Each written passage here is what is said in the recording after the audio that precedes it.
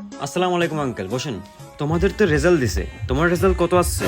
70% আসছে আঙ্কেল। ঠিক মতো পড়ালেখায় মনোযোগ দাও না নাকি? 70% এত কম? বাবা মাকে বলছো? এমনিতে আপনার ছেলের তো 65% আসছে, সে আপনাকে বলে নাই? তুমি কিভাবে জানলে? ওই আমাদের মেসেঞ্জারে কথা হয়।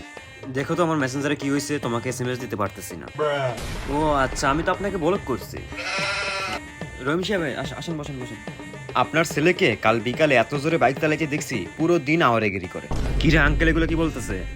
আরে বাবা, উনার ছেলে কল দিছিল, ও নাকি সাদের সাথে কট খায়া রাস্তায় আটকা পড়ছিল।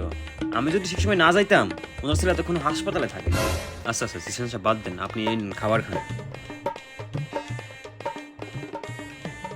দিন দিন চিকন হয়ে যাচ্ছিস, বাপ মা খাবার টাবার দেয় না নাকি? কি বলবো আঙ্কেল, দুঃখের কথা, কিছু কিছু রিলেটিভ আছে আমাদের বাড়ির খাবার খেয়ে মোটা হয়েছে। সারা দিন ঘরে এসে পড়ে থাকে, বাড়ির সব খাবার খেয়ে ফেলে।